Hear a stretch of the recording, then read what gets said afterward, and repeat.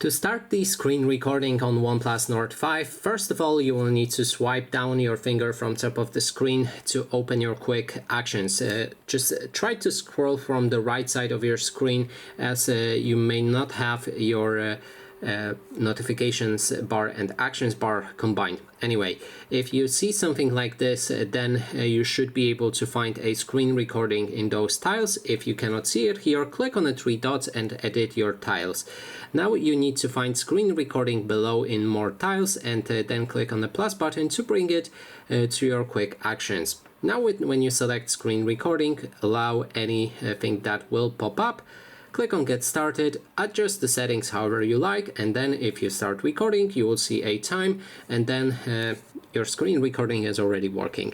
We can stop it any time if we press on this tile and then select this button to pause it and then resume it any time, or we can click on the square button to stop and save it to our videos or photos.